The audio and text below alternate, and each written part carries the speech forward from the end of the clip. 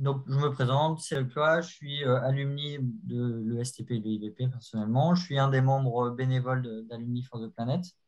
Je tenais déjà à vous remercier toutes et tous pour votre inscription et votre présence ce soir. Voilà. Je souhaitais également remercier Jérôme Garin et Hugo Play qui représentent Polytech Alumni, une des nombreuses associations qui est partenaire d'Alumni for the Planet et une des premières associations partenaires d'ailleurs. Voilà, on aura toute l'occasion d'en parler juste après. Je souhaitais également remercier les deux intervenants de ce soir, Gwenaëlle Legarf et Eric Michino. Vous aurez tout le loisir de leur poser les questions à la suite de leur présentation, qui aborderont le sujet justement de la transition bas carbone dans son organisation, généralement, organisation publique, privée. Et puis également Florian Caillon, également membre bénévole d'Alumni for the Planet, qui est présent ce soir pour toute la partie logistique et qui a largement contribué à l'organisation de ce webinaire. Voilà, quelques mots. L'idée de ce soir, c'est de voir les raisons pour lesquelles une organisation doit effectuer sa transition bas carbone, également par quel levier, quel biais, et puis comment pousser individuellement à son entreprise à cette transition. Comment potentiellement faire shifter ses collègues, sa direction, son COMEX, on peut dire. Voilà. Donc, l'idée, c'est de voir qu'il est possible de mettre en œuvre ce qu'il est possible de mettre en œuvre dans son organisation, comment, et tout ça dans le but d'être en deçà des différents objectifs, notamment d'être en deçà des plus de degrés de réchauffement climatique depuis l'ère pré-industrielle, pardon. Voilà. Et ça, cet objectif-là, mine de rien, on y arrivera tous ensemble, c'est-à-dire citoyens, élus, employés, entreprises, dirigeants. On est tous dans le même bateau. C'est pour ça que ce soir, l'idée, c'est de parler de différentes organisations. Voilà, tout type d'organisation. L'objectif de ce webinaire, avant de passer la main à Hugo, qui présentera Polytech Alumni, l'objectif du webinaire de ce soir, et d'ailleurs des différents webinaires qu'on organise via Alumni for the Planet, c'est d'accompagner les collaboratrices et collaborateurs, les dirigeants d'entreprise, voilà, qui sont aujourd'hui alumni de différentes écoles. Le but, c'est pour Alumni for the Planet, c'est d'être le trait d'union un peu entre les différentes associations d'alumni, justement. Il y a un partenariat, une collaboration, et de faire témoigner 6 anciens élèves. Donc, ce vivier, on a à peu près 130 associations partenaires, plus de 4000 alumni engagés. L'idée, c'est de faire témoigner au plus grand nombre ces alumni, au-delà des frontières de son école et de son association d'alumni, les actions effectuées dans son organisation, les freins rencontrés, de ne pas avoir, j'allais dire, de tabou, mais en tout cas, voilà, d'expliquer les freins rencontrés et puis comment on a pallié à ça. C'est le but, justement, tous les webinaires sont organisés avec un expert et un témoin. Voilà.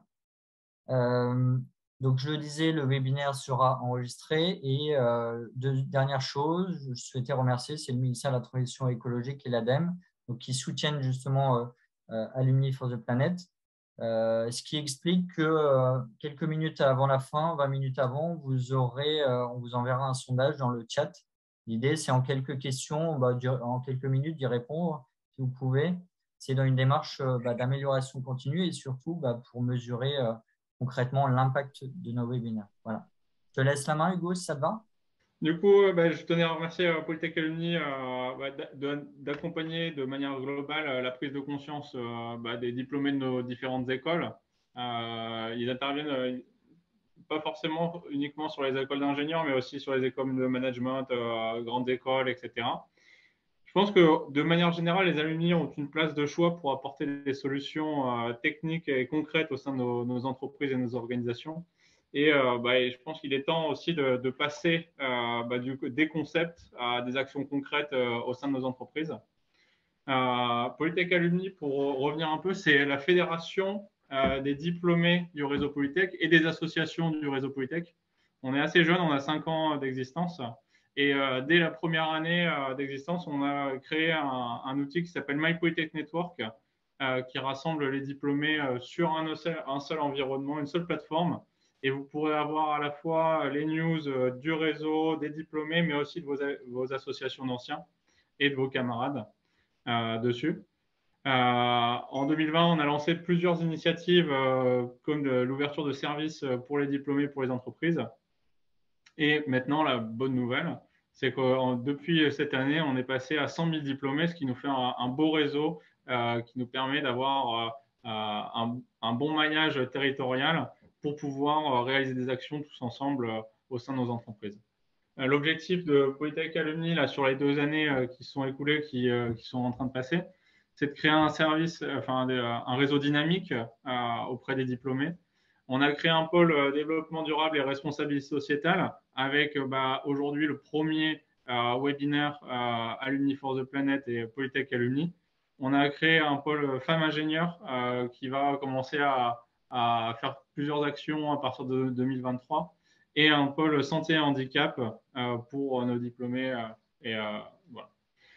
Je passe un peu le reste et la trésorerie accompagner les associations, c'est plutôt à destination des associations, vos associations de diplômés. Et juste, je reviens un peu sur le tisser du lien. Donc, on a l'objectif à Polytech Alumni de créer des liens entre nos générations, entre nos différentes écoles. Voilà. Et ensuite, quels outils? Du coup, on a la plateforme. Donc, je vous invite tous à vous connecter dessus. C'est gratuit. Il n'y a pas besoin de cotiser dessus. Vous retrouverez vos associations d'anciens dessus. Si vous avez envie de cotiser, vous pouvez cotiser dessus. Mais surtout, vous retrouvez pas mal de services à destination, à votre destination. Emploi, cooptation, recrutement, l'annuaire géolocalisé qui sert pas mal. Si vous avez des déplacements en France, vous pouvez aussi contacter, ou à l'étranger, contacter des anciens via leur géolocalisation. On a des groupes thématiques et on a aussi un service de diplômés. Donc, on a un partenariat avec Mécofinance qui vous propose 30% de réduction sur les frais de portage. Et c'est un ancien du réseau Polytech qui est à la tête de cette entreprise. Donc, ça lui fera plaisir aussi de partager les bons plans. Pour présenter donc, les deux intervenants, Gwenaël Le Garf, qui sera l'expert ce soir, donc directeur opérationnel de la REC Occitanie, qui va prendre la suite, ingénieur et économiste, et également expert sur justement les problématiques liées à la transition énergétique. Et on parlera tout à l'heure, plus précisément, du parcours justement d'Éric Michino, qui sera le témoin. Gwenaël, je te laisse la main. Okay, bonjour à tous. Gwenaël Le Garf, je suis en effet directeur opérationnel des parties investissement et réalisation à l'Agence régionale énergie climat Occitanie. Et donc, du coup, on va vous présenter quelques éléments, Eric et moi-même, moi de mon côté, pour commencer, pour reprendre rapidement les volets un petit peu macro, enjeux climatiques. Je ne vais pas parler des trajectoires de réduction de carbone avec les scénarios RCS, etc., avec l'impact degré. Je ne vais pas vous parler de est-ce que le carbone, il y a un côté impact de l'homme ou pas là-dessus. Je vais juste aller sur le volet vraiment énergie et émissions de carbone, et ensuite comment est-ce qu'on arrive avec le volet entreprise avec ça. Donc il y a 3 petits schémas sur ce slide-là. Hein. Le premier à gauche, c'est ce qui s'appelle un diagramme de Sankey qui est assez utilisé quand on veut avoir une vision assez macro sur le domaine de l'énergie, en l'occurrence réalisé par le scénario Négawatt par rapport au bilan énergétique 2015. Il y a peut-être d'autres actualisations entre-temps, mais celle-là a été assez parlante. Globalement, l'enjeu de l'énergie aujourd'hui, on l'a à 3 niveaux. Il y a l'énergie d'où on la tire, ce qu'on va appeler l'énergie primaire, comment on la consomme, c'est l'énergie finale, et en fait avec quel vecteur énergétique, donc avec quel moyen de consommation on va avoir. Est-ce qu'on va passer par de l'électricité pour faire de la chaleur à la fin? Est-ce qu'on va passer par du charbon, par du bois, voilà. Et donc pour avoir à la fin un usage qui est la chaleur, qu'est-ce qu'on veut utiliser comme vecteur énergétique? Aujourd'hui en France, alors aujourd'hui il y a quelques années, mais aujourd'hui en France, on a un mix énergétique qui est quand même très orienté énergie fossile, qui a des énergies renouvelables et qui a du nucléaire. Les énergies renouvelables ont une tendance à monter, pas assez vite, mais elles ont une tendance à monter. On a la part nucléaire et on a la partie énergie fossile qu'on veut descendre, qu'on veut essayer de descendre le plus possible pour un certain nombre de choses qu'on voit encore aujourd'hui au niveau secteur énergétique et ses impacts. Là-dedans, donc, avec ces trois gros éléments-là, on va retrouver ce qu'on va considérer des combustibles solides. On peut penser par exemple au bois, mais on peut penser aussi à d'autres éléments type charbon, hein, par exemple. Des combustibles liquides, on va regarder toute la partie notamment carburant, biocarburant, une forme gaz, l'électricité, les réseaux de chaleur et autres éléments avec voilà, distribution directe de chaleur, type chaleur solaire thermique ou autre, pour ensuite arriver sur la partie quel est l'usage à la fin. En France, à peu près la moitié de ce qu'on consomme, c'est pour de la chaleur. Une grosse partie, on va dire qu'un bon 30%, c'est pour de la mobilité, et les 20% qui restent, c'est pour des usages spécifiques de l'électricité. Donc la mobilité, tout le monde voit ce que c'est. Les usages spécifiques de l'électricité, ça va être par exemple ce qui va être de l'éclairage, ou alors ce qui va être typiquement quelques actions sur des éléments de ventilation ou des choses de ce type-là.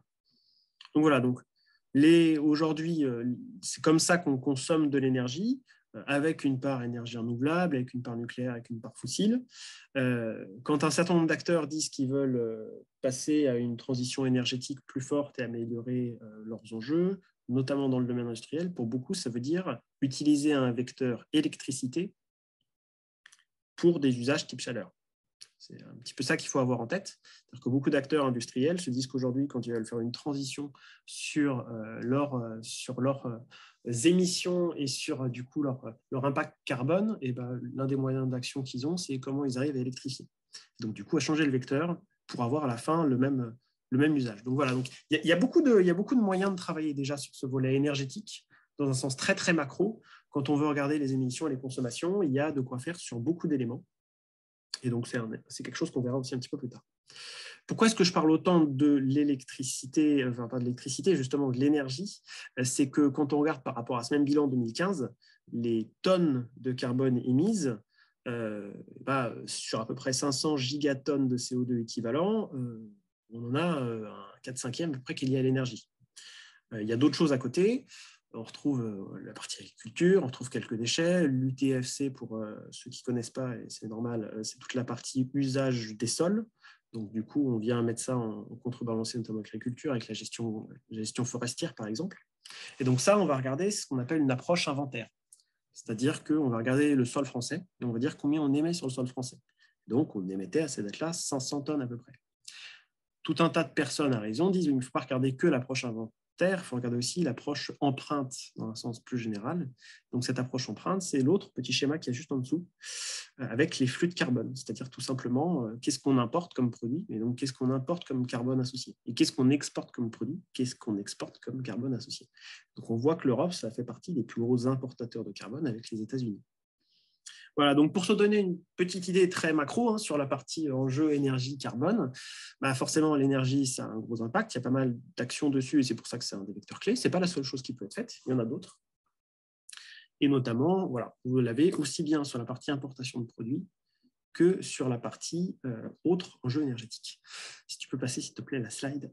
Voilà, et donc à partir de là, il y a un certain nombre de leviers d'action. C'est sûrement pas exhaustif, il y en a d'autres, mais globalement, toute organisation qui veut peut réfléchir à un certain nombre d'actions de son côté, sur ses actifs, donc sur son foncier, sur ses actifs énergétiques, sur ses outils de production, sur la gestion de ses bâtiments, sur, par exemple, des enjeux de flotte de véhicules, sur des actifs financiers. Il y a un certain nombre d'actions qui peuvent se faire pour essayer de réduire son impact. Donc, c'est un premier pan sur lequel il y a des actions qui peuvent se faire. Un deuxième, ça va être le volet mobilité, donc la mobilité domicile-travail des employés, la partie flotte employeur, ou les politiques de mobilité des employés, par exemple. Je connais des personnes qui ont une boîte qui leur impose de prendre l'avion et s'ils veulent prendre le train, ça ne fait pas partie de ce qui est autorisé dans l'outil pour la gestion des voyages. Donc, c'est un peu gênant pour eux d'un point de vue conscience environnementale et c'est quelque chose qu'ils essaient de changer. Il y a cet axe-là, mobilité. Il y a un axe achat dans un sens général, donc tout le volet sous-traitance qui va être assez important, donc la qualification des sous-traitants, essayer d'avoir un impact sur un circuit court, essayer d'acheter vert contre brown dès qu'on a la possibilité de le faire, essayer de faire du sourcing avec de l'économie circulaire, voilà, c'est un troisième axe. Les procédés et les produits qu'on va dire, est-ce qu'on a essayé de faire de l'éco-conception? Est-ce qu'on a des recherches de valorisation au niveau des déchets? Est-ce qu'on a une démarche lean, on va dire, ou essayer d'avoir des réductions de consommation, de l'optimisation de processus?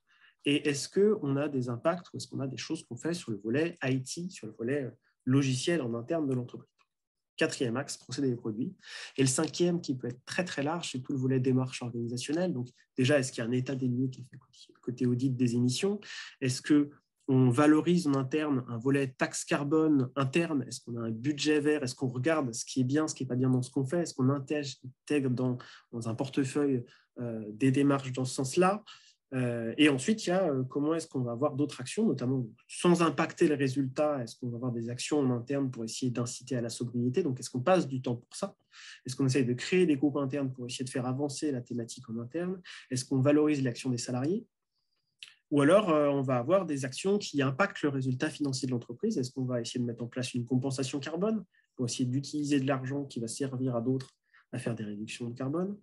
Est-ce qu'il va y avoir des dons qui vont être faits et vers qui? Est-ce qu'il va y avoir des distributions vers les salariés pour des actions spécifiques? Voilà. C'est un 5e pan de démarche organisationnelle qui peut être fait pour essayer d'avoir une vision un peu large sur ce qu'on peut essayer d'imaginer en termes d'action carbone des entreprises, d'action de réduction des émissions.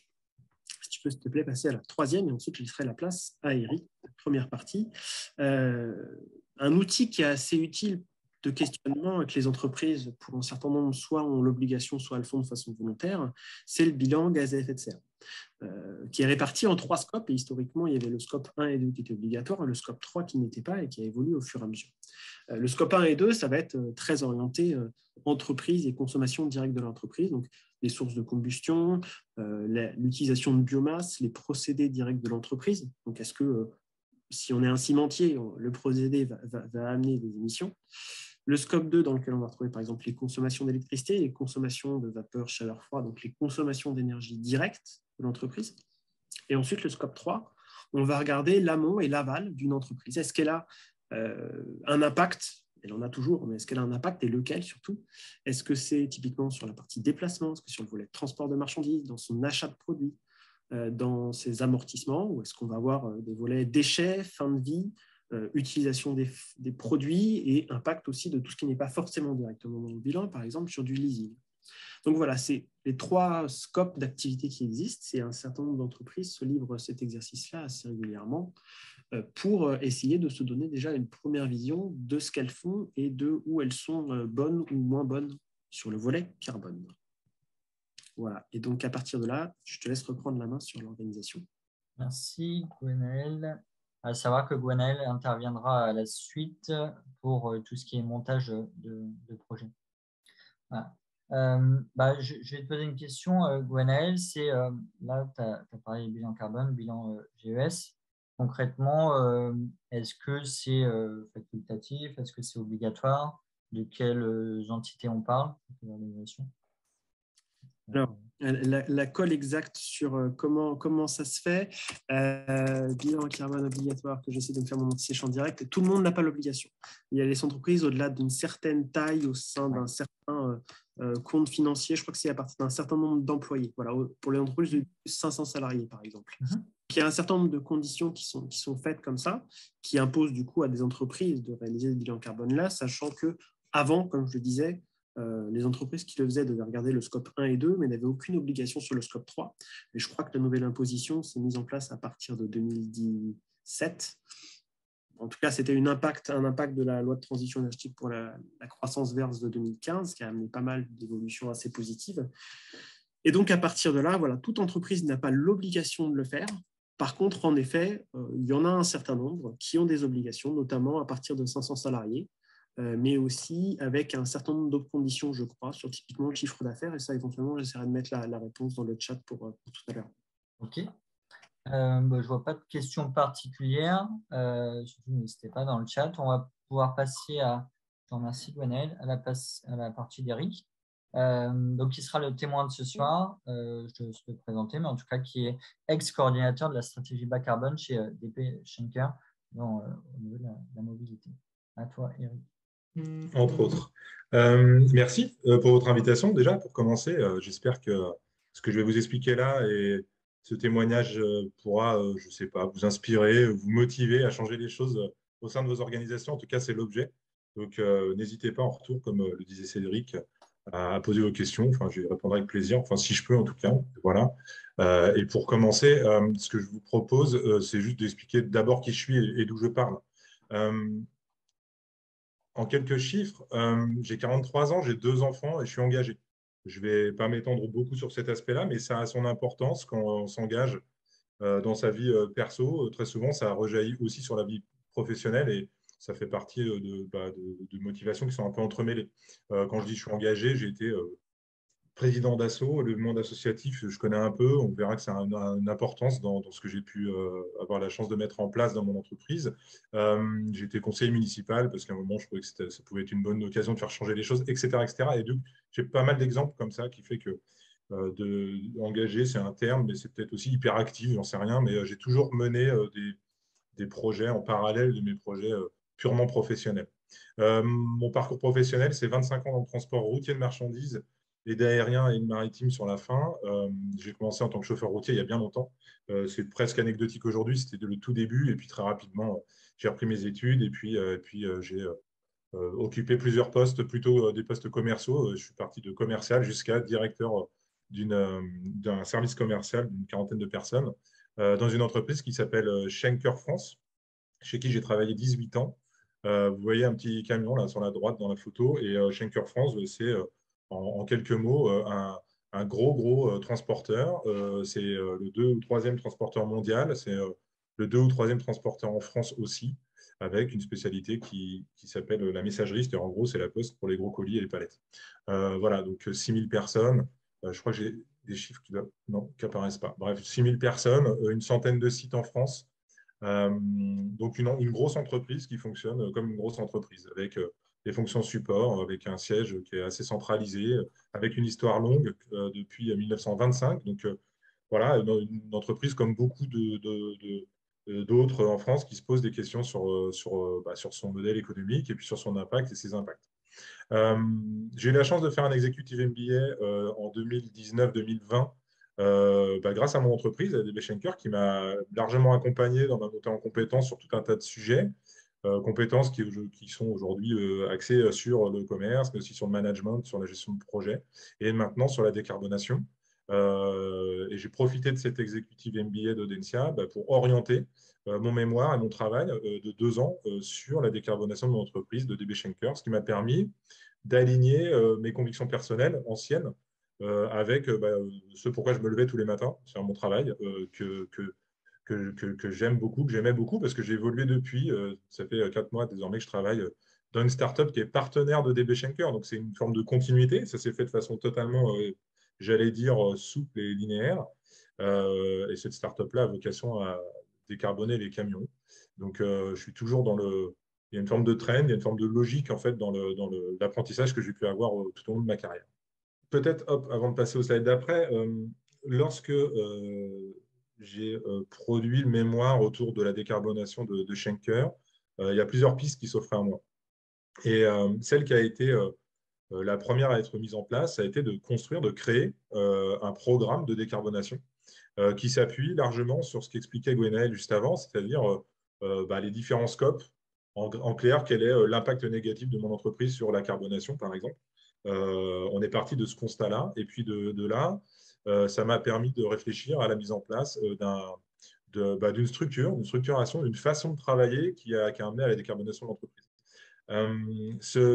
Ce travail-là, il a été fait sous un modèle intrapreneurial, c'est-à-dire que je me suis positionné comme un entrepreneur et j'ai imaginé créer une structure au sein de ma boîte qui permette d'aller vers la décarbonation. Et pour ça, on ne le fait pas tout seul. Je me suis largement appuyé sur les compétences de mon entreprise et en particulier de la direction RSE qui a travaillé un certain nombre d'aspects de la décarbonation. Ce programme, en fait, il a pris le nom de TED, Transition énergétique et décarbonation. Vous voyez là le logo, c'est la petite com interne chez Schenker. Et il a consisté à détourer, à décortiquer nos actions en plusieurs piliers de travail. Vous allez voir qu'en fait, c'est assez proche du travail que présentait Gwenaël, c'est-à-dire qu'on s'est posé la question de où on avait le plus d'impact dans l'entreprise. Alors, il se trouve qu'en l'occurrence, une entreprise de transport, ce n'est pas très compliqué de comprendre que l'impact principal en termes de carbonation, c'est clairement l'usage des véhicules eux-mêmes. Pour vous donner un ordre d'idée, une entreprise comme Schenker, en France, c'est à peu près 1 million de tonnes de CO2 par an, à mettre peut-être en relief avec les 9 tonnes que produisent chaque Français aujourd'hui. C'est considérable et c'est lié principalement, majoritairement, aux véhicules routiers et aux avions. Donc, évidemment, il y a cet aspect-là de l'entreprise qui a été largement et rapidement identifié, mais il ne faut pas tomber dans le piège de penser que un transporteur égale camion et pas s'intéresser aux autres aspects de l'entreprise. Donc, du coup, le projet a été de travailler selon un premier bloc qui qui tournaient autour des infrastructures, de la réduction énergétique des bâtiments. Aujourd'hui, on parlerait de sobriété, de comment on fournit cette énergie. Donc, ça fait là aussi le lien avec ce que expliquait Gwenaël tout à l'heure sur l'impact purement énergétique de la carbonation d'entreprise, la possibilité ou pas de produire de l'énergie renouvelable dans nos agences. On a la chance, enfin, Schenker a la chance d'avoir une centaine d'implantations de bâtiments industriels qui font entre 1000 et 20 000 mètres carrés, donc c'est considérable et ça donne des opportunités de production énergétique, notamment solaire. Et puis, tout ce qui va être stockage et stations de charge électrique pour commencer à transformer le parc de véhicules électriques, parc de véhicules qui fait l'objet d'un bloc à lui tout seul important, puisque là, on s'est intéressé largement aux alternatives électriques à batterie pour les véhicules, à l'émergence de la filière hydrogène. Petite parenthèse, la filière hydrogène, c'est celle que j'ai pris à mon compte parce que ça m'a beaucoup intéressé et c'est ce qui fait que j'ai gentiment glissé vers la start-up dans laquelle je travaille aujourd'hui qui est en train qui travaille sur du rétrofit, c'est-à-dire de la transformation de véhicules lourds en véhicules décarbonés, partiellement hydrogène. La partie déplacement et véhicules de fonction, dans une entreprise comme Schenker, mais comme dans beaucoup d'autres boîtes qui ont plus de 5-6 000 salariés, la partie véhicules de fonction est loin d'être neutre. On parle souvent de plusieurs centaines de véhicules sur la route. Il faut se poser la question de savoir quelle est la meilleure façon de se déplacer. Je ne sais plus qui disait ça tout à l'heure, mais on a des cas de figure d'entreprises qui ont du mal en fait, à s'approprier ce genre de sujet, qui ont du mal à trouver des portes de sortie par rapport à ça. Ça génère beaucoup de paradoxes. L'un d'entre eux, par exemple, sur la partie véhicule de fonction, c'est qu'un commercial, par exemple, qui a un véhicule de fonction, change plus souvent de véhicule de fonction, donc a plus souvent un véhicule neuf quand il fait beaucoup de kilomètres. Quand on y réfléchit bien, c'est complètement antinomique avec les objectifs qu'on pourrait se fixer pour décarboner, pour avoir un impact un peu plus positif sur l'environnement et simplement sur la sobriété. Donc, que faire de ça? Il faut se poser des bonnes questions, essayer d'aller chercher des solutions. Et puis, la sensibilisation des employés aux mobilités bas carbone. Là aussi, dans beaucoup d'entreprises, alors dans le transport, je vous dis, la partie carbonation, elle est totalement évidente, mais dans beaucoup d'entreprises, le réflexe des dirigeants qui ne sont pas encore bien à l'aise avec ces sujets-là, c'est de se dire, le premier truc à faire, c'est de mettre des petites affichettes pour dire aux gens d'éteindre leur bureau le soir avant de rentrer chez eux. Et oui, c'est vrai, au fond. C'est assez vrai. Simplement, c'est oublier que souvent, ce n'est pas là où se situe le gros du souci, quoi. Et on sait tous que les solutions elles viendront parce qu'elles seront multiples et que chacun prendra ses responsabilités à son niveau. Mais il ne faut pas essayer de se concentrer sur l'arbre qui cache la forêt. C'est important d'essayer d'être le plus objectif possible sur l'analyse initiale de la situation. Le troisième bloc correspond, bon an, mal an, à ce que Gwenaël donnait tout à l'heure comme étant le scope 3. C'est-à-dire que tout ce qui va correspondre à la sous-traitance. Une entreprise de transport sous-traite énormément. Une grosse partie de son activité. Donc, elle peut agir facilement sur ses véhicules en propre. Ça va être plutôt l'objet du bloc 2. Mais le bloc 3, partenaire mobilité, c'est toute la sous-traitance qui est monstrueuse, qui est énorme et qui fait partie aussi de la responsabilité de l'entreprise de sélectionner correctement ses sous-traitants, de les accompagner vers la décarbonation. Il y a la partie sous-traitant route, mais aussi aérien, maritime, des alternatives, le multimodal, bref, tout ce qui va être de nature à avoir un impact positif sur la décarbonation. Donc ça, cette façon-là de travailler, elle est assez traditionnelle et la plupart d'entre vous, en fait, sont habitués à bosser en mode projet ou à avoir une structuration dans la façon dont ils mènent leurs actions, naturellement. Donc, on est sur un schéma qui est assez, j'allais dire, lisible. Alors, comment ça se fonctionne au quotidien? On a ce schéma-là qui donne des orientations et des axes de travail. Et donc, pour travailler dessus, il y a une équipe projet qui a été constituée, qui est rattachée à la direction RSE de l'entreprise et qui était coordonnée par moi en tant que coordinateur de la stratégie bas carbone de DB Schenker. Mon travail, c'était littéralement d'animer, de coordonner, de donner envie, de fédérer autour de ce projet-là. Et ça a permis de créer un comité de travail qui se réunit mensuellement et qui se fixe des objectifs très concrets sur chacun des blocs et sur chacun des sujets. Il a fallu passer par tout un tas d'étapes d'acceptation dans l'entreprise, dont je vais vous parler un petit peu après. Au moment où j'ai mené cette réflexion-là pour lancer un programme, j'ai eu une petite inquiétude de savoir en fait quel allait être le niveau d'acceptabilité de la part de mes cadres, de mes dirigeants, pour mettre en place ce type de programme. On est dans une société, une entreprise qui est assez traditionnelle, qui a des fondamentaux qui sont anciens et qui n'a pas forcément l'habitude de de se poser des questions sur sa chaîne de valeur et sur sa façon en fait, de s'approprier ces sujets nouveaux qui vont très vite et qui les bousculent à beaucoup de niveaux. Donc, je ne savais pas en fait quel était le niveau d'acceptation par rapport à ça. Et donc, je me suis dit, ce qui pourrait être intéressant, c'est de ne pas travailler uniquement selon un schéma traditionnel, c'est-à-dire d'avoir l'acceptation d'un comité exécutif pour ensuite redescendre le programme, mais aussi de travailler tout ce qui va être, de travailler une plateforme sur laquelle les gens puissent emmener leurs idées, les employés de l'entreprise, absolument à tous les niveaux de l'entreprise, puissent apporter leurs idées, puissent essayer de les brasser, puis ensuite de les remonter du côté de la direction pour pouvoir alimenter une réflexion non pas que descendante, mais aussi remontante du terrain. Et ça m'a inspiré pour lancer un autre type d'action, quasiment en parallèle du programme de décarbonation, qui consiste à mettre en place un collectif de salariés qui s'appelle les Movers. C'est complètement interne à Schenker France. Pour vous donner une bonne idée de ce que sont les Movers, c'est en gros une association. Ça fonctionne pratiquement comme une association, mais interne à l'entreprise et à l'organisation. L'objectif de cette association, encore une fois, c'est de donner cet espace-là pour que les gens puissent s'investir à leur rythme, en fonction de leurs besoins, de leurs possibilités, de leurs idées, mais de savoir à qui s'adresser pour avoir un écho par rapport aux actions à mettre en place dans l'entreprise. Donc, ça a été marketé pour que ça puisse donner un peu envie. Et puis, pour expliquer les choses de façon assez simple, on a développé comme ça cet argumentaire en 4 points. Le premier qui dit, si vous participez aux Movers, le premier niveau, si vous ne pouvez pas aller plus loin, c'est déjà de prendre de l'information. Et l'information, naturellement, c'est une information générale sur la décarbonation, ce qu'a fait Gwenaël tout à l'heure, par exemple, mais aussi sur les bases du Shift Project, des bases qui sont des bases aujourd'hui très reconnues comme étant des bonnes bases d'information et d'acculturation au sujet de la décarbonation. Par ailleurs, je suis shifter, donc ça m'aide aussi à aller chercher des infos de ce côté-là.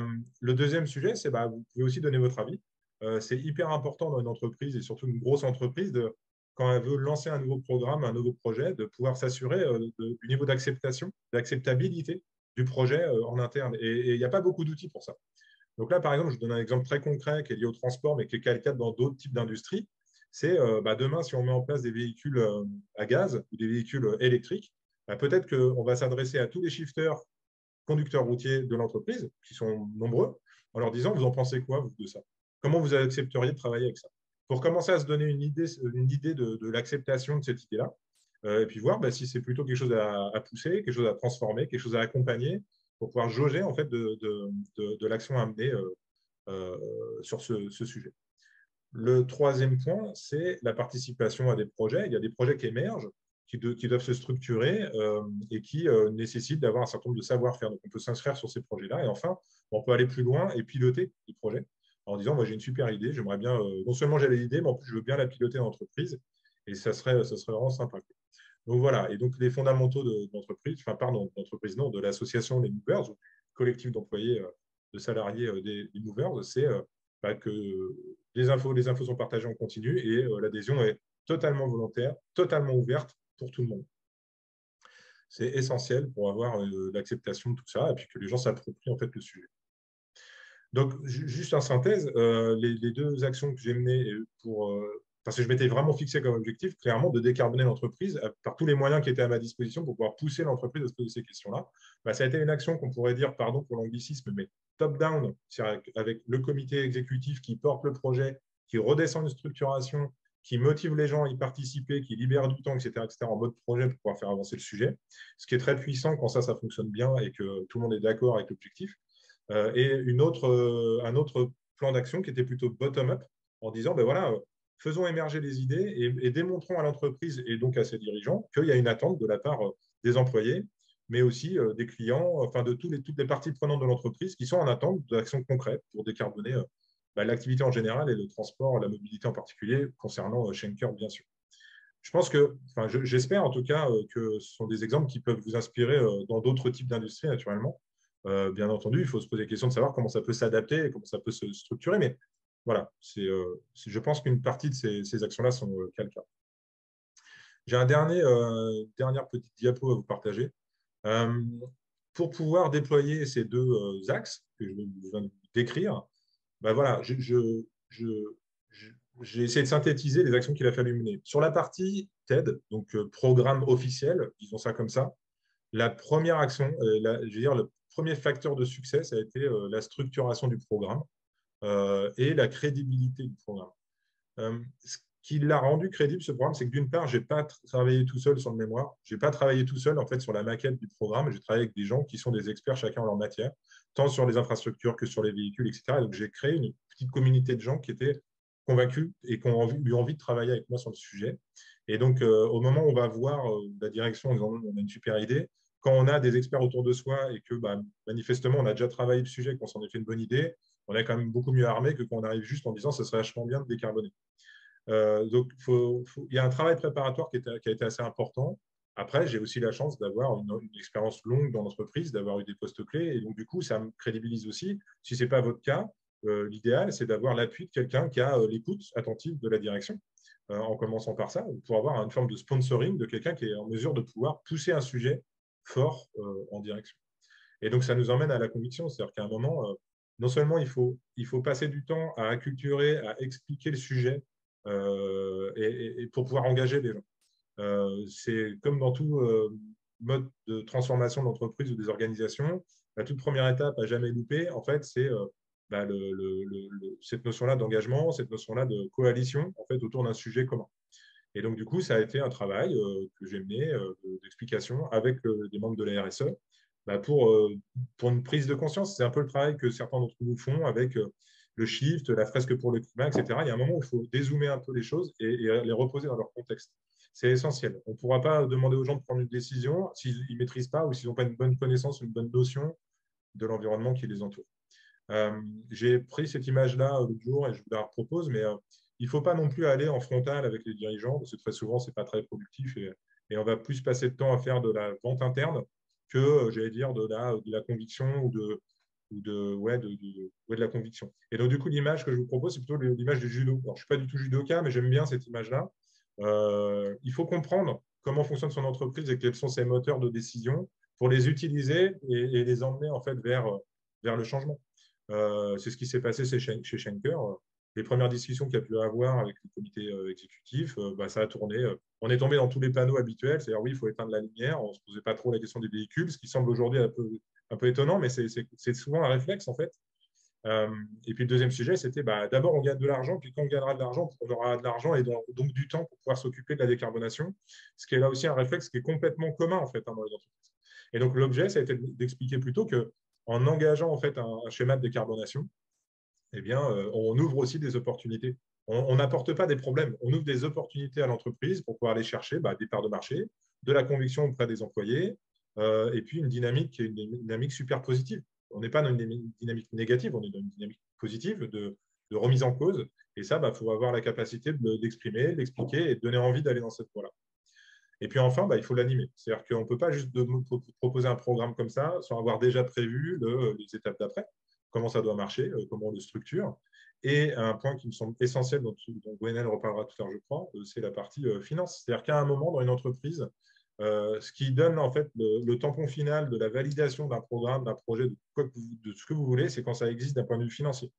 Je ne dis pas qu'il y a eu beaucoup d'argent qui a été mis sur le programme, je dis juste qu'à un moment donné, c'est apparu dans une ligne au niveau financier et qu'à partir de ce moment-là, ça existait réellement et de façon très concrète, puisque il y a eu des considérations qui se sont ouvertes sur la finance purement monétaire, mais aussi ce que ça signifie en termes d'impact positif sur la décarbonation, sur le non-usage de ressources fossiles, etc. Et donc, on peut commencer à amener un sujet autour de la comptabilité triple, etc., qui assez rapidement passionne les gens. Voilà. Donc ça a été les sujets. Alors maintenant, tout n'est pas rose tout le temps, mais globalement, le retour d'expérience que j'en ai fait, c'est que s'appuyer sur une formation reconnue, des appuis en interne, c'est essentiel et ça m'a beaucoup aidé. Le support du COMEX chez Schenker a été beaucoup plus rapide que je pensais et très authentique tout de suite. Je n'ai pas eu besoin de faire un effort surdimensionné pour que les membres du COMEX, qui sont en gros des hommes de plus de 50 ans, puissent aller dans cette voie. Malgré le fait que la plupart d'entre eux sont des gens qui ont eu des carrières plutôt axées sur des sujets très entrepreneuriaux, mais pas tellement axés sur la décarbonation. Simplement, c'est des gens comme vous et nous qui aussi entendent ce qui se passe et qui aussi ont une famille et aussi ont envie de faire bien. Et donc, moi, j'ai tendance à penser que ça, c'est un moteur qui est quand même essentiel et hyper important. Ce que je dis toujours, c'est que je pense que tous autant qu'on est, quand on sera à la retraite, on sera fier d'avoir changé notre boîte ou voir un peu la société. On ne sera pas fier d'avoir fait de l'ébite, quoi. Enfin, moi, en tout cas, ce n'est pas ça qui me motive quand je me lève le matin. Enfin, il faut que le programme soit chiffrable pour exister dans les entreprises. Et chez Schenker, c'est ce qui s'est passé. Donc, côté programme pur et dur, je pensais avoir des grosses difficultés qui finalement, en fait, n'ont pas été si importantes que ça. Et j'ai eu une adhésion assez rapide. Faut dire aussi qu'on est sur des codes qui sont des codes connus par les entreprises. Des programmes, des projets, c'est des codes assez communs. Après, il faut que ça existe, il faut l'animer, il faut pouvoir nous le faire vivre. Mais voilà. Le deuxième sujet, ça a été sur les movers. Je vous propose aussi 3 points. Le premier, ça a été aussi de pouvoir proposer et fédérer, mais alors cette fois, de façon flat, plutôt sur un mode associatif. Autant un comité exécutif, il a le pouvoir de dire on y va pas, puis ensuite ça se déploie parce que ça fait des feuilles de route, etc.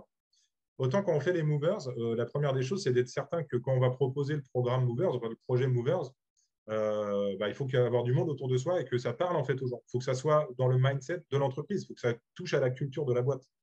Si ce type de projet-là était complètement en dehors de de toutes les habitudes de l'entreprise, il n'aurait pas fait longtemps. Et là, en l'occurrence, j'ai eu 5-6 personnes, il ne faut pas non plus avoir une équipe énorme autour, qui m'ont aidé en fait à bousculer tout ça et à projeter les choses, à créer les choses, à commencer à imaginer quelque chose. Et donc, du coup, ça a permis d'aller au point 2, d'imaginer vraiment comment ça peut fonctionner, comment ça peut correspondre à des valeurs initiales qui sont plutôt des valeurs très flattes, où là, on n'est pas dans une décision pyramidale du tout, mais vraiment dans de la discussion collective, avec une structure ouverte. Et ça, c'est vraiment beaucoup plus compliqué que de la redescente. En clair, en dictature, c'est vachement plus simple de prendre des décisions que dans un monde totalement ouvert où tout le monde a droit à la parole. C'est clair. Enfin, il faut l'animer aussi, c'est-à-dire qu'il faut imaginer très tôt la façon, la gouvernance en fait, de ce type de projet pour pouvoir l'ancrer et puis responsabiliser les gens sur ce qu'ils sont engagés à faire. Et ça passe beaucoup par de la communication et encore de la communication et toujours de la communication, alors interne en l'occurrence, mais il faut être très présent pour attirer l'attention des gens. En plus, Schenker est une entreprise certes de 6000 personnes, mais répartie sur 100 sites. On n'a pas tout le monde là sous le nez pour pouvoir faire cette com. Donc, il faut aussi s'adapter à la structure même de l'entreprise, qu'elle soit en termes de site, mais aussi en termes de stratification. On a des gens qui sont sur les quais, dans les véhicules, administratifs, des cadres supérieurs, etc. Il faut trouver en fait le bon ton pour s'adresser au maximum de gens dans l'entreprise. Et aussi les bons outils, parce que du personnel de quai, par exemple, n'a pas d'adresse email d'entreprise. Donc, comment on fait pour récolter leurs idées, comment on fait pour qu'ils puissent participer quand même avec les bons outils. C'est très pratique, mais il n'empêche que c'est des vrais sujets. Et donc, le retour d'expérience là-dessus, et j'en aurais terminé, sauf si vous avez des questions naturellement, c'est que les personnes engagées dans les entreprises, elles ne sont jamais très loin de nous. Souvent, en fait, quand nous-mêmes, on est engagés dans la décarbonation, très souvent, on s'entend bien avec des gens qui sont dans un état d'esprit à peu près équivalent. Donc, il ne faut pas hésiter, parce que rapidement, on va se rendre compte que beaucoup de gens ressentent qu'ils ont un besoin d'alignement entre leurs besoins perso et le travail qu'ils font tous les jours, la plupart du temps, avec plaisir. Et donc, quand on commence à leur ouvrir la possibilité de pouvoir faire coexister ces deux envies, enfin, en tout cas, ces deux besoins, il y a du répondant, quoi. Moi, je n'ai pas eu beaucoup de mal en fait, à trouver des gens pour faire une première coalition en fait, autour du sujet. Après, il ne faut pas de passage en force et il faut que l'entreprise valide la démarche de façon authentique et bienveillante. Chez les movers, ça s'est bien passé parce que ça a été considéré comme une prolongation en fait, du programme de transition énergétique TED. Et donc, du coup, et d'ailleurs, il y a des allers-retours qui se font naturellement. Quand on fait de l'information aux movers, une partie de l'information provient du programme de décarbonation parce que les gens sont en droit d'attendre de savoir ce qui se passe en termes d'action concrète de l'entreprise. Et enfin, il faut animer, il faut ancrer, il faut continuer. Et ça repose, comme pour une association dans votre vie de tous les jours, sur l'engagement bénévole et la rigueur. Et c'est un peu difficile parce que la rigueur et l'engagement bénévole, souvent côte à côte, ça ne matche pas très bien. Parce qu'on a tous plein d'autres choses à faire à côté, quoi. Et donc, souvent, c'est un noyau dur qui est en mesure de pouvoir animer tout ça. Et puis ensuite, il faut passer beaucoup d'énergie. Et encore une fois, bénévole, alors ça veut dire quoi bénévole quand on est dans une entreprise? Ça veut dire que les réunions, elles se font sur le temps du déjeuner, quoi, par exemple. Même si l'entreprise est bienveillante et qu'on peut prendre un peu de temps sur son temps tous les jours. Mais globalement, on essaie de ne pas impacter le travail des gens parce que sinon, ils ne viendront pas. C'est aussi simple que ça. Et voilà, et donc il faut faire attention aux frustrations.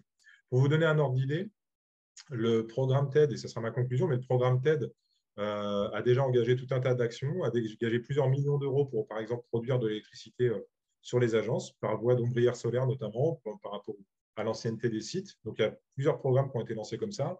Les prochaines agences qui vont être construites sont toutes autonomes énergétiquement. La partie véhicule, il y a un programme de changement, de remplacement des véhicules avec des engagements très forts de l'entreprise et des engagements de commande, notamment c'est des startups qui font des véhicules décarbonés, dont Eneo, l'entreprise où je suis aujourd'hui. Il y a voilà, tout un tas d'actions comme ça qui sont menées très concrètes et qui sont suivies régulièrement par le comité exécutif. TED, pour vous donner un ordre d'idée, ça a 1 an, ça a pratiquement 2 ans d'existence maintenant. Movers a une petite année d'existence, c'est beaucoup plus jeune. Très rapidement, il y a eu 100, aujourd'hui il doit y avoir à peu près 150 adhérents. Mais très rapidement, en fait, on a eu une centaine d'adhérents. Pourquoi? Parce qu'il y avait cette attente-là qui était très forte. Donc, les gens qui se sont sentis un écho dans le projet se sont inscrits vite. Après, forcément, c'est un peu plus compliqué d'aller chercher d'autres personnes et ça se fait par la voie d'action. Maintenant, 150 personnes, si vous ramenez ça en fait à un travail associatif, c'est quand même considérable. C'est pas rien du tout, hein. Ça permet de mener un certain nombre de projets. Et au moment où je suis parti, c'est-à-dire l'été dernier, les premiers projets commençaient à arriver. Maintenant, des premiers problèmes aussi. Tout n'est pas rose. J'étais largement moteur de cette équipe-là des Movers, même si j'avais d'autres personnes autour de moi. Et j'ai fait en sorte de pouvoir transmettre cette énergie et de me dégager gentiment des Movers. Mais comme dans une association, quand le fondateur de l'asso s'en va, il y a une transition à faire. Il faut trouver les bonnes personnes, il faut trouver le bon ton, il faut que les gens s'approprient le sujet à leur sauce. Et c'est ce qui est en train de se passer aujourd'hui du côté des Movers chez Schenker. Donc, ça continuera à exister, peut-être sur un format un peu différent. En tout cas, voilà, ça va se stabiliser petit à petit, et puis ça va se transformer au fur et à mesure de la transformation de l'entreprise elle-même. Voilà ce que je pouvais vous dire. Tout ça, ça m'a donné très envie d'être encore plus impactant positivement, et la façon de le faire, ça a été de me mettre à la disposition d'une entreprise qu'on avait besoin. C'était une jeune boîte qui n'a pas du tout l'ancienneté, la structure d'un Schenker. C'est donc Eneo, qui est une toute petite boîte de 10 personnes. Et je me suis dit, toute cette expérience-là, dans une boîte comme ça peut faire sens. Donc, j'ai eu très envie de les aider à avancer et pour pouvoir mettre en place des véhicules décarbonés sur la route. Voilà. Donc, ça a été une continuité complètement logique et normale, même si honnêtement, laisser les movers, laisser mon programme de décarbonation, ça n'a pas été la décision la plus facile à prendre. Et vu que j'ai toujours une excellente relation avec Schenker, ça s'est fait assez naturellement. Voilà ce que je pouvais vous dire. J'espère que je n'ai pas été trop bavard, trop rapide, trop compliqué. En tout cas, je compte sur toi, Cédric, pour faire un retour et pour dire si tu as des questions.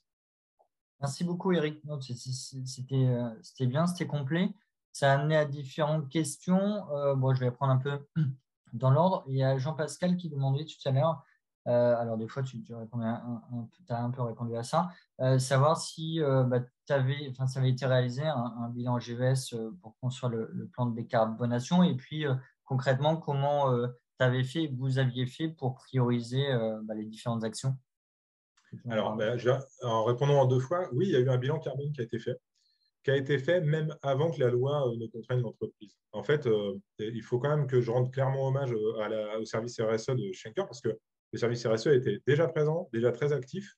Simplement, un service RSE rencontre des difficultés dès lors qu'il est très installé. C'est-à-dire très souvent, quand on met en place un service RSE, il est super actif au départ et c'est normal. Et puis, assez vite, il s'installe dans la structure de l'entreprise et c'est plus compliqué de faire entendre sa voix. Et puis, il y a énormément en fait, de sujets RSE qui sont des sujets simplement légaux, législatifs, etc. Il faut respecter certaines politiques et ça prend beaucoup de temps. Donc, avoir du temps pour pouvoir être un peu innovant dans la façon d'emmener des nouveaux sujets, ce n'est pas le plus évident.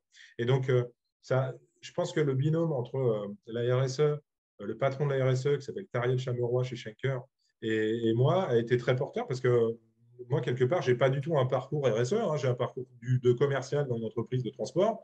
Je me suis mis quand même à ces sujets-là assez sur le tard d'un point de vue professionnel. Et donc, quand j'ai apporté mon aide, quelque part, ça donnait quelque chose d'un peu nouveau, peut-être un peu différent, un angle un peu différent, qui a beaucoup aidé. Et Tariel avait déjà anticipé tout ça en étant lui-même extrêmement convaincu par tout ça, en faisant un premier bilan carbone qui a été, ma foi, la base de travail pour la suite et pour le programme. Et donc, pour répondre à la deuxième question, le programme, encore une fois, je ne l'ai pas monté tout seul. C'est-à-dire que ce qui a consisté à créer le programme, ça a été de décortiquer de façon logique les postes principaux de carbonation et d'impact négatif de l'entreprise pour les poser et les organiser de façon lisible. Ensuite, les priorités par bloc et par action, ça s'est fait avec le comité de programme, avec le comité pilotage, qui a décidé de de mettre ça dans un timeline et puis de se concentrer d'abord là où ça pollue le plus, quoi, en clair, hein. Donc, beaucoup d'actions menées sur la partie véhicule et pas mal d'actions menées sur la partie infrastructure pour une raison simple, c'est qu'on est sur deux organes différentes. Les gens qui s'occupent des véhicules, ce n'est pas les mêmes que le bâtiment. Donc, les deux pouvaient se gérer en parallèle de façon aussi efficace. Donc, voilà, ça s'est passé comme ça. Ok, merci beaucoup. Et puis, tout à l'heure, tu parlais que tu as eu le soutien, mine de rien, du COMEX, du DG. C'est toujours Jean-Pascal qui posait la question intéressante, c'est est-ce que tu as eu des résistances, mine de rien, du COMEX ou du DG au début, enfin voilà, à certains moments. Et si tu en as eu, comment tu as vendu ton projet? Par quel biais? Est-ce que c'était financier? Est-ce que c'était, enfin voilà, parce qu'il y avait potentiellement des coûts, des changements d'habitude Oui, ou bien autre. sûr. Eh bien, c'est ce que je commençais à expliquer tout à l'heure, mais je peux développer un peu. En fait, est-ce que j'ai eu des résistances? En l'occurrence, pas tant que ça. Ce qui a été, c'est pas tellement des résistances. Enfin, c'est-à-dire que j'ai rencontré personne face à moi dans l'organisation Schenker qui m'a dit je ne crois pas à ton truc ou je ne vois pas la nécessité de me pencher sur la question. C'est-à-dire que, mine de rien, dans la société, l'idée qu'il faut faire des choses est en train de s'ancrer.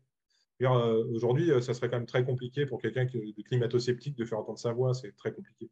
Et donc, il y a quand même un travail qui fonctionne dans la société qui fait que, globalement, tout le monde savait confusément qu'il fallait faire un truc. Donc, ça n'a pas été là, en fait, la problématique, ça a été plutôt de se dire, mais comment on fait ça, quoi? Et très souvent, ça paraît être une montagne, ça paraît être quelque chose de très compliqué.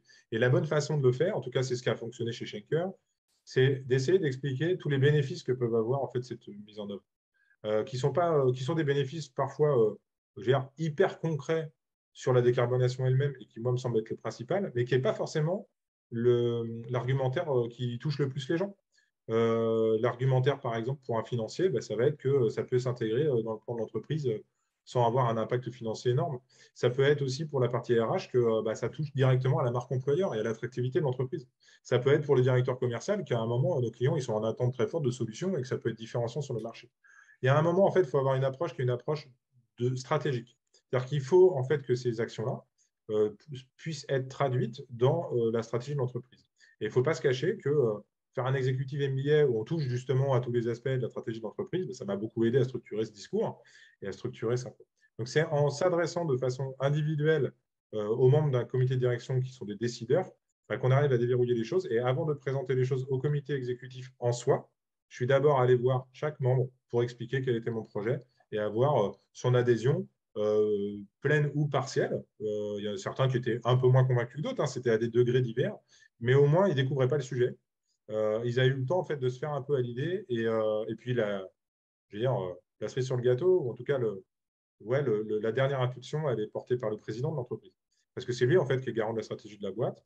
Et dans le cas du président de l'entreprise, sa première réaction, c'était celle que je disais tout à l'heure, c'est plutôt de se dire, d'abord, d'un point de vue financier, gagnons de l'argent, parce que c'est ça l'important, puis après, on s'occupera du sujet, mais c'est vachement bien ton truc. Et moi, très rapidement, je suis allé en frontal sur ce sujet-là en disant non, je pense que ce n'est pas la bonne façon de voir. Et j'ai exprimé que tout ça était un équilibre et que ça ne fonctionne pas, ça ne fonctionne plus et ça ne fonctionnera plus jamais comme ça. Voilà. Et donc, c'est Frédéric, le président de Schenker, qui a transformé sa façon de voir très rapidement et qui a été le premier sponsor du projet très rapidement, tout comme d'ailleurs le patron de l'immobilier qui au début me disait moi, j'ai une ambition forte de mettre en place un site sur les 100 sites qui sera neutre en carbone à ma retraite, c'est-à-dire dans 10 ans. Moi, j'ai halluciné. Je lui ai dit, mais ouais, d'accord, sauf que tu sais pas un site, c'est 100 sites en fait dans 10 ans. Et on est capable de le faire, je vais t'expliquer pourquoi. Et à partir du moment où il a compris en fait qu'il avait des leviers qui étaient hyper intéressants, il s'est emparé du sujet et il a shifté, littéralement. Et c'était même assez, j'allais dire, impressionnant, assez parlant, parce que c'était assez rapide. Et du coup, c'est le premier à porter le projet aujourd'hui. Ok, merci beaucoup. Il y a une question de Sanghirta, alors qui est plus portée sur les carburants, qui travaille dans une compagnie aérienne, qui se pose la question, c'est à la fois les biocarburants font potentiellement concurrence avec le secteur de l'alimentation. Au niveau de l'électrique, ça peut forcément coincer par rapport aux fortes puissances demandées. Elle se demandait quelle solution de transition, dans ce cas-là, pourrait être envisagée. Je vais faire très court parce que je pense qu'on s'éloigne un peu du sujet. Donc, je ne veux pas partir sur la partie purement mobilité, même si c'est plutôt mon expertise, mais ce n'était pas trop l'objet de la conférence. Mais en l'occurrence, le secret pour décarboner la mobilité, comme les industries en général, c'est le mix. Il n'y a pas de solution en fait miracle, il faut oublier ça. On parle beaucoup d'hydrogène, ça sera une solution à l'avenir, mais dans l'intervalle, il va bien falloir trouver des palliatifs pour pouvoir accélérer tout ça. Donc, il n'y a aucune solution qui est spécialement mauvaise, si ce n'est le thermique. Maintenant, il y a même le thermique à gaz, par exemple, qui est mieux quand même que le thermique diesel. Et j'allais dire, c'est comme dans votre quotidien. À titre personnel, on n'est pas parfait partout, mais le peu qu'on fait, c'est pas mal et ça va dans le bon sens. Il ne faut pas se mettre des barres trop hautes, sinon on arrive. On se décourage, on ne les saute pas, quoi. Donc, ma réponse, c'est un peu ça. Et sur l'aérien en particulier, il y a le SAF qui arrive, qui est un carburant, un biocarburant qui est intéressant. Moi, j'avoue, ce n'est pas ma cam, parce que je trouve que c'est beaucoup de bruit pour pas grand-chose en termes d'efficacité de décarbonation. Je pense beaucoup que la technologie va apporter quelque chose, mais qu'en fait, elle ne résoudra pas tout non plus. Je ne suis pas un technophile, quoi. Même si je travaille dans une entreprise qui fait de la techno, en fait, l'aviation, ça va s'arranger, ça va s'améliorer, et peut-être un peu plus vite qu'on le pense, grâce à l'hydrogène, à l'électrification, tant mieux. Mais la première des choses, ça va être d'abord de se poser la question de savoir, est-ce que l'avion, c'est bien tout le temps, en fait. Moi, je crois beaucoup d'abord aux étapes de sobriété, avant de s'adresser uniquement aux gens sur un modèle qui soit un modèle très tech, même si je sais qu'aujourd'hui, je m'adresse à beaucoup d'ingénieurs, hein, je suis désolé, mais la première des phases, c'est d'abord de se poser la question de savoir si on ne peut pas faire différemment. Et dans le transport de passagers comme dans le transport de marchandises, pareil. Ok, merci beaucoup. On prend juste une dernière question et puis après, il y en aura d'autres qui pourront être posées à la fois à toi et à Gwenaël. C'était une question de Théo, savoir, il disait que les engagements étaient intéressants, mais concrètement, est-ce qu'il y avait eu une planification mise en place et puis où se situait l'entreprise par rapport aux différents objectifs de réduction de gaz à effet de serre? Alors, c'est une excellente question. Alors, tu parlais de planification, c'est que ça a coupé au moment, c'est ça? Une planification mise en place, tu as dit? C'est ça. Oui. Alors oui, il y a une planification qui a été mise en place. Un des sujets qui est complexe dans tout ce qu'on fait, c'est toujours très compliqué en fait d'imaginer, de chiffrer les choses. Donc, une grosse partie du temps, les 6 premiers mois en fait, de la mise en place du programme, ça a été, l'objectif a été de mettre en place des KPI. Si on commence à mener des actions mais qu'on n'est pas capable de les mesurer, elles n'existent pas. C'est un peu comme la finance dont je parlais tout à l'heure. Maintenant, le sujet, il reste complexe, hein. Il reste très compliqué. Quand on fait du transport, il y a tellement de paramètres, en fait, dans l'industrie aussi, par ailleurs. Et donc, du coup, je serais bien en peine là de vous dire quel a été l'impact réel, parce qu'au bout de 2 ans, c'est un peu court. C'est un peu court. Et je pense que c'est plutôt au bout de 3 ou 4 ans qu'on voit vraiment la courbe infléchir. Je sais qu'au moment où moi, je suis parti, on était flat, ce qui est plutôt pas mal parce qu'en parallèle, l'activité a augmenté dans l'entreprise. Donc, en action réelle, finalement, on a absorbé la partie complémentaire. Maintenant, on était loin d'avoir une courbe décroissante très rapide, hein. Ça viendra, mais ça passera aussi par la mise en place de nouveaux véhicules et c'est long. Voilà. Ok. Merci beaucoup, Eric. On va passer à ta partie, enfin, à ton retour, Gwenaël, si ça te va. Oui, tout à fait. Et du coup, pour peut-être maintenant que ça a été fait et que l'introduction est passée, refaire un passage rapidement sur qui je suis moi aussi de mon côté. Donc, de mon côté, Gwenaël Legare, je suis ingénieur Polytech Paris-Sud, donc qui était à l'époque IFIF, mais qui est passé Polytech Paris-Sud, donc ingénieur diplômé en 2012 à la base en sciences des matériaux. Globalement, avant de venir là où je suis aujourd'hui, j'ai commencé à travailler dans l'évaluation de conformité d'équipements sous pression. Donc, rien à voir avec la partie énergie, mis à part les équipements sur lesquels je bossais, parce que je travaillais sur les équipements sous pression et les équipements sous pression du nucléaire, donc les nouvelles pièces qui partiraient après sur des centrales nucléaires ou des choses de ce type-là. J'ai fait ça pendant un certain temps avant d'arriver sur de la maintenance dans des installations, des stratégies de maintenance sur la partie production d'énergie. Et au bout de 5 ans de tout ça, et avec moi aussi un petit switch à ce moment-là, autour de 2015-2016, du moins en termes de réflexion, de qu'est-ce que je faisais moi à titre perso dans ma vie et pourquoi je faisais ça. J'ai décidé de faire une reprise d'études que j'ai fait en 2017 et 2018, notamment un master d'économie et de l'énergie à Dauphine. Avant ensuite du coup de partir dans le monde parapublic et sur notamment le financement de projets au niveau de l'énergie, ce qui va être la partie que je vais présenter un petit peu après aussi, où j'ai commencé à bosser dans des fédérations nationales sur la partie énergie avec des collectivités, et ensuite maintenant à l'Agence régionale énergie-climat, avec lesquelles on fait un certain nombre d'accompagnements, on fait un certain nombre d'études, de délégations de services publics qu'on gère, et surtout, on a pour rôle d'essayer d'être une fabrique de solutions en portant des investissements de notre côté, en étant investisseur d'intérêt général. Et du coup, en utilisant des capacités financières pour monter des projets qui ne se seraient pas montés spécialement sans nous. Alors, au démarrage, on a commencé assez modestement avec des installations type photovoltaïque ou autres. Et aujourd'hui, on a des choses un peu plus spécifiques, type des montages de nouvelles filières, où là, on travaille fortement sur le montage de la filière hydrogène en étant, je pense, le premier investisseur sur les différentes chaînes de valeur avec un autre de nos partenaires, mais sur à peu près toutes les chaînes de valeur de l'hydrogène. Et on est en train de faire la même chose aussi sur la partie valorisation du bois de catégorie B, parce que ça devient un enjeu réglementaire très fort pour 2023, c'est notamment tout ce qui est le bois peint. Ce qui peut paraître très anodin, mais qui passe en refus de tri à partir de début 2023, et sur lesquels, du coup, on va se retrouver avec des déchetteries sauvages et de la non-valorisation de matériaux un peu partout en France à partir de début 2023, ce qu'on veut plutôt éviter. Donc voilà, du coup, c'est un petit peu ça notre rôle. Et donc, je travaille à la REC depuis 4 ans sur ces volets-là, montage organisationnel de projet, montage financier de projet, ce qui va être du coup ce que je vais présenter juste après. Voilà, et donc, quand vous allez regarder des projets, souvent, pas que, mais vous allez avoir un intérêt à regarder des projets d'infrastructure. Donc, typiquement, tout à l'heure, Eric parlait d'ombrières photovoltaïques. Ça fait typiquement partie, le photovoltaïque et les ombrières notamment, des infrastructures qui sont, je ne vais pas dire simples, parce que ce n'est jamais simple, mais qui font partie des plus accessibles en termes technologiques, en termes de prise en main, en termes de complexité, et qui font partie des très bons cas, on va dire, pour monter des projets et pour réussir à embarquer des gens autour d'un projet. Donc, c'est quelque chose que je vais un petit peu décrire par la suite. Mais donc, vous allez avoir un certain nombre de projets d'infrastructure pour être en capacité d'avoir un volet d'action sur la transition énergétique. Et si vous allez regarder des projets d'infrastructure, vous allez regarder des enjeux d'investissement. Chaque fois que vous allez regarder des enjeux d'infrastructure, vous allez chercher à avoir un enjeu d'équilibre financier à minima ou alors de rentabilité financière de façon à ce que les acteurs soient en capacité de se dire « Ok, moi aussi j'y vais, même si ce n'est pas forcément mon enjeu prioritaire. Si vous voulez mettre ça en entreprise sur des infrastructures, il faut que vous réussissiez à embarquer. Donc pour ça, il faut quand même avoir un petit enjeu où ce que vous allez faire, ça ne va pas être quelque chose qui va se casser la tronche 3 ans plus tard parce que financièrement, ça ne tient pas du tout la route.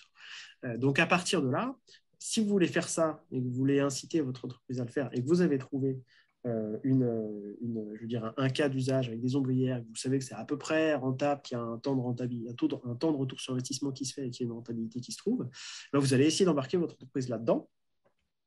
Et le truc, c'est qu'est-ce que cette entreprise-là, elle va vous dire, oui, ça tombe bien, j'ai plein d'argent possible en termes de capacité d'investissement. Et est-ce que dans ma capacité d'investissement, c'est ma priorité ? Et potentiellement, si vous êtes chez un industriel, son usage principal, c'est son outil de production. Donc, c'est ça qui va vouloir regarder dans sa partie investissement. Si vous êtes dans du tertiaire, il n'y a pas forcément un gros volet de capacité d'investissement possible. Donc, il va y avoir la question qui va se poser de qu'est-ce que vous pouvez aussi faire pour, à partir du moment où un projet est rentable, ne pas forcément imposer à votre entreprise de porter l'investissement. Parce que si vous faites ça, certaines iront et d'autres n'iront pas du tout. Parce qu'elles ne pourront pas le faire. Et donc, le modèle de société de projet qui peuvent être citoyennes, c'est quelque chose qui existe depuis une vingtaine d'années. Je dis ça existe depuis plus, mais ça fait une vingtaine d'années que c'est quelque chose qui est très bien réputé et connu maintenant avec un gros rapport de la Banque mondiale qui était sorti à l'époque. Ça fait une vingtaine d'années qu'on travaille dans le domaine des énergies renouvelables et de la transition énergétique avec ces objets-là. C'est des sociétés comme les autres. La seule chose, c'est globalement, c'est des sociétés dans lesquelles vous ne mettez aucun salarié. C'est juste une coquille qui vous permet de réceptionner un investissement et d'isoler tous les contrats qui vont être liés à cet investissement-là pour que l'investissement puisse fonctionner et qu'un projet puisse se porter du début jusqu'à la fin en sortant du coup sa production d'énergie, en vendant sa production d'énergie par exemple, et ensuite de son côté en portant tous les coûts qu'il faut en amont. Donc, par exemple, sur un cas d'une société photovoltaïque, il faut que vous portiez l'investissement. Ça, vous allez devoir trouver des fonds pour ça. Donc, ça va être des fonds propres que vous allez amener, donc du capital social ou d'autres choses, type des comptes courants d'associés, par exemple, et vous allez monter de la dette, par exemple des dettes participatives ou des dettes bancaires pour réussir à trouver l'argent pour porter l'investissement, pour porter le coût total. Vous allez avoir des charges, il va falloir faire de l'exploitation, de la maintenance ou de la gestion des installations, plus une gestion de la société, même si elle peut être assez simple. Vous allez avoir des taxes et des impôts. Et à côté de ça, vous allez avoir un revenu, notamment du chiffre d'affaires, de la vente d'énergie qui va se faire. Et tout ça, l'idée, c'est de réussir à trouver le bon équilibre. Ce n'est pas sorcier en termes de montage. Ce n'est pas quelque chose qui demande des années d'expérience pour être en capacité de le faire. Après, bien sûr, il y a des montages financiers qui sont beaucoup plus complexes. Mais en tout cas, cette logique-là et le fait d'être en capacité de trouver les grosses briques pour que ça marche bien, ça se fait. Ce n'est pas quelque chose d'insurmontable. Et voilà, il y a un certain nombre d'acteurs qui travaillent là-dessus et sur lesquels on pourra discuter au besoin sur ce genre de choses. Mais voilà, ça se fait et à partir de là, monter une société de projet pour porter un actif, c'est quelque chose qui va permettre potentiellement à votre entreprise de ne pas forcément porter ce risque-là ou de porter cette capacité d'investissement qu'elle ne voudra pas forcément faire. Par contre, il faudra bien sûr son aval, parce que si notamment le foncier est le sien, ou toutes les démarches en lien avec l'entreprise, il faudra bien sûr en discuter avec l'entreprise, parce que si vous voulez installer des panneaux photovoltaïques sur du foncier qui ne vous appartient pas, ça ne marche pas trop. Voilà. Donc, si tu peux passer à la slide d'après, s'il te plaît. Très rapidement, sur reprendre un cas comme ça. Et donc, le cas type que je présente là, c'est un cas type que je reprends, mais qui existait depuis quelques années, qui était avant Covid. Ça dépend de la zone géographique dans laquelle vous êtes sur la production et autres. Je ne vais pas rentrer dans le détail de est-ce que les chiffres, ce sera exactement les mêmes pour vous, parce que sinon, on n'y arrivera pas. Mais globalement, la vente d'énergie, sur du photovoltaïque, notamment en ombrière, en dessous de 500 kW crête, ce qui fait déjà une bonne puissance, il y a des tarifs, il y a des obligations d'achat qui existent, et du coup, sur lesquelles vous avez une demande à faire. Et ensuite, à partir du moment où cette demande est acceptée, vous avez une visibilité sur un tarif donné, et vous n'avez pas de gestion à faire, vous avez toute la revente de votre énergie qui est faite directement sur ce tarif-là. Donc, ça vous apporte une visibilité, quelque chose de très lisible et de très simple à faire en termes de montage pour qu'un projet sorte. À côté de ça, il faut savoir quel va être votre produit type solaire. Et ça, vous avez des trucs type PVGIS qui existent, qui sont accessibles à tout le monde, sur lesquels vous allez mettre une zone géographique et vous allez dire que globalement, vous allez avoir tant de taux d'ensoleillement. Et si vous mettez du photovoltaïque, ça vous produira à peu près tant de kilowattheures. Ensuite, vous multipliez votre prix par le nombre de kilowattheures, ça vous fera votre revente d'énergie. Donc voilà, c'est un schéma simple sur comment est-ce que ça se fait. Bien sûr, il faut regarder s'il y a de l'ombre portée. Donc, si vous avez des grands bâtiments qui vous gênent, qui vous empêchent d'avoir du soleil sur votre installation toute la journée, vous n'aurez pas du tout des productions telles que c'est marqué, telles qu'on peut en avoir là. Et donc, voilà. Chaque fois, vous allez ça avoir en compte. Vous allez regarder vos dépenses, notamment pour la partie exploitation, avec des contrats d'exploitation qui peuvent se faire. Vous pouvez avoir des discussions avec les acteurs là-dessus et ça se fait facilement. Et ensuite, vous allez avoir votre coût d'investissement. Une fois que vous avez fait ça, vous allez regarder potentiellement combien ça me coûterait, je veux dire, à porter de la dette ou quoi que ce soit. Mais sinon, c'est un choix. Vous pouvez avoir un premier schéma qui est simple et aller voir votre entreprise avec des schémas simples comme ça. Donc, sur ce cas-là, 5 600 € de gains, 1 500 de dépenses annuelles, 46 000 € d'investissement, des durées de vie d'équipement qui vont entre 25 et 30 ans. Ça fait déjà à partir de là quelques éléments assez simples à amener pour des flux annuels d'à peu près 5 600 moins 1 500, donc 4 100 €. Qu'au bout de 30 ans, si on fait ça et qu'on retire le coût d'investissement à la base, vous avez 46 000 € d'investissement, vous faites 4 100 € x 30 ans, à la fin, il vous reste 77 000 €, donc ça veut dire que vous n'allez pas perdre de l'argent sur le projet, vous devriez en dégager. Et ensuite, vous allez regarder une notion qui s'appelle le temps de retour brut. Il y en a plein d'autres ensuite qui peuvent être travaillés. Là, je le fais vraiment sur une démarche simpliste. Et ensuite, il y a d'autres indicateurs financiers qui sont utilisés. Vous allez avoir cette histoire de temps de retour brut où vous allez juste regarder, si je regarde mon investissement et combien je récupère tous les ans, au bout de combien de temps je tombe sur un équilibre. Là, en l'occurrence, au bout de 11 ans, sur cet exemple-là, vous tombez sur un équilibre et les investissements peuvent s'imaginer se faire. Donc, vous pouvez en discuter avec votre entreprise. Vous pouvez avoir, notamment sur la logique de société de projet, potentiellement de l'aide de votre entreprise, même si elle ne veut pas investir, elle, avoir de l'aide sur comment faire le montage, on va dire comptable, le montage du plan d'affaires. C'est des choses qui en tout cas, s'imaginent. Et voilà. Et à partir de là, vous avez déjà une base assez solide pour dire, voilà, j'ai un projet. Il peut être rentable. Il y a des choses encore qu'il faut que je qualifie, mais il peut être rentable. Ça vaut le coup d'aller plus loin. On peut embarquer, on peut travailler ensemble sur un projet d'infrastructure pour être en capacité d'aller au bout. Il y a des schémas qui sont un peu plus compliqués. Ça, c'est typiquement, moi, l'exemple de mon travail dans le quotidien, où il y a des schémas qui sont plus simples, comme là, un schéma comme ça, sur de l'ombrière, en dessous de 500 kg, avec une bonne exposition, orienté sud. Et puis voilà, à partir de là, ça vous donne déjà des grands chiffres. Vous allez les affiner un petit peu, mais vous pouvez trouver des équilibres financiers ou des choses intéressantes en termes de montage. Typiquement en région, parce que moi du coup on est en région Occitanie, on a monté nous de notre côté un dispositif qui s'appelle Fitéo, mais c'est pas le seul qu'on a monté, c'est pas la seule chose qu'on fait pour financer toute la partie projet énergétique en industrie en tertiaire. L'idée étant là-dessus d'être en capacité du coup d'externaliser pour les entreprises leurs différents coûts énergétiques et de porter ces coûts-là et de porter du coup les investissemments et de porter un bout de la rentabilité qui est associée, mais pour permettre une multiplicité de projets et notamment pour permettre aux entreprises de ne pas être obligées de gréver leur capacité d'investissement. Parce que voilà, c'est pour nous un élément qui est essentiel. Il y a plein de projets qui peuvent se faire, mais si on doit prioriser dans une 50aine de projets, l'outil de production passe souvent avant pour les acteurs. C'est pour ça que nous, ça nous semble important de venir proposer ces solutions-là. C'est des solutions que nous, on essaye de monter de notre côté avec de l'actionnariat salarié ou de la dette participative avec les salariés de l'entreprise, de façon à intéresser aussi les salariés dans les différents projets, de façon à ce qu'ils puissent s'impliquer dans les développements des projets et leur bonne réalisation et leur bonne appropriation aussi. Et donc voilà, il y a plein de dispositifs qui existent, qui se montent. Nous, on a ça en effet en termes au niveau de la région Occitanie qui se fait et qu'on travaille depuis un moment. On avait commencé avec Villeroy et Boc, typiquement sur la partie industrielle qui se trouve à Valence d'Agen dans le Tarn-et-Garonne. On fait ça avec Satis, qui est un sous-traitant aéronautique. On fait ça avec un certain nombre d'acteurs en ce moment. Et on continue la démarche. Et l'objectif, c'est d'impliquer le plus d'entreprises possible dans ce cadre-là. Et à côté de ça, nous, on fait ça à notre échelle. Il y a plein de structures qui existent, notamment les structures de financement participatif, qui ont aussi un rôle d'accompagnement à l'émergence de projets, qui essayent d'accompagner les porteurs dans ce sens-là. Mimosa, plus orienté sur le secteur agricole, mais avec des projets énergétiques agricoles, et avec de l'accompagnement des agriculteurs sur ces volets-là. Wizid, Enerfip, énergie partagée, sur le volet notamment énergie renouvelable, et chacun avec des démarches un petit peu différentes et complémentaires pour réussir à porter des structures. Et typiquement, Enerfip, ce que je trouve assez intéressant, c'est qu'il propose directement le montage, l'animation de la société de projet en impliquant tous les acteurs de la société, par exemple, ou tous les acteurs citoyens qui sont intéressés au projet, qui sont du département ou quoi que ce soit, et qui permettent ensuite, du coup, dans une structure déjà créée, déjà montée et gérée, administrée, d'avoir du coup plus forcément à se prendre la tête de la gestion administrative, par contre, en effet, de monter le projet ou de s'assurer qu'il y ait bien un truc qui se fasse au niveau du projet.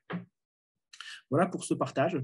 Et donc, l'enjeu, c'est ça, c'est de dire que, bien sûr, le financier, il peut y avoir du financier complexe. C'est par exemple mon boulot, c'est le boulot d'autres personnes aussi, mais les premières démarches financières qui ensuite permettent au fur et à mesure d'itérer et d'avoir une vision sur un projet, ça se fait, c'est pas sorcier non plus, et arriver avec quelques éléments un petit peu chiffrés ou déjà des premières hypothèses pour aller voir votre entreprise, ça va permettre de qualifier, ça va leur permettre de se dire oui, ok, on peut avancer là-dessus, ou alors non, on n'a pas les capacités d'investir nous de notre côté là-dessus, donc on ne le fera pas.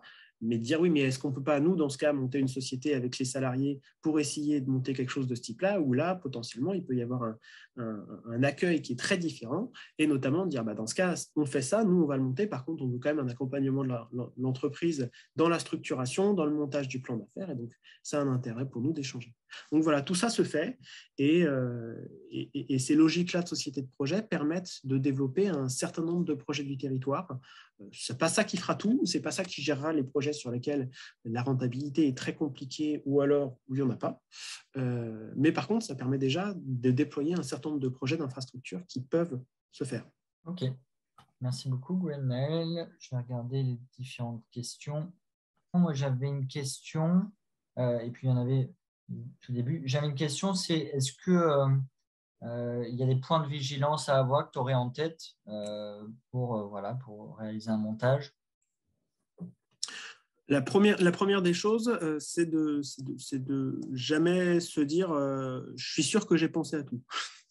C'est plutôt d'être toujours dans une logique de questionnement. Il y a beaucoup de ressources sur Internet. Notamment pour des exemples de photovoltaïque. Globalement, le point de vigilance, c'est d'essayer de comprendre un tout petit peu comment se fait le montage, d'un compte d'exploitation, parce que ça donne quand même beaucoup des billes de comment les choses fonctionnent. Typiquement, on va avoir la partie exploitation, c'est assez direct. La partie revenu, c'est assez direct et assez indispensable. La partie investissement qui passe en amortissement, voilà, voir un petit peu comment tout ça est considéré. Et la partie taxe et la partie coût ou revenu financier, ça donne déjà les grandes billes de à quoi est-ce que je dois penser. Ah oui, le financier. Ah oui, est-ce que je veux essayer d'avoir de la dette participative avec les autres employés ou pas? Et comment c'est fait pour ensuite être en capacité d'avoir les grandes billes. Il y a potentiellement certaines étapes de permis de construire ou autres qui peuvent exister. Donc ça, c'est des choses où c'est bien en fait d'en discuter et d'essayer d'un projet de ne pas le travailler tout seul. Très clairement, plus il va y avoir de monde, plus vous allez pouvoir penser aux choses. Souvent, pour avoir un chiffre qui est clair et qui est calé, c'est un devis. Il faut souvent passer par là pour être en capacité d'aller au bout d'un projet. En tout cas, de passer vraiment une phase de faisabilité importante. Et puis oui, voilà, être en capacité d'échanger, de jamais penser qu'on a pensé à tout, de s'entourer quand on veut porter un projet de ce type-là, c'est important. Et ensuite, non, il n'y a pas forcément une grande mise en garde, mais par contre, c'est important de s'entourer parce que forcément, il peut y avoir des choses auxquelles on n'a pas pensé. Et ensuite, tant qu'on n'a pas un devis, c'est que des hypothèses. Enfin, c'est la deuxième alerte qui peut se faire sur ce type de projet. Ok. Merci. Question de Loïc. Qu'est-il possible de faire si on n'a pas de foncier? Si on loue des bureaux à la Défense, par exemple. Alors, quand on a le volet location du bureau, il y a deux choses. Il y a pas de foncier en plus du bâtiment et il y a le bâtiment ne nous appartient pas.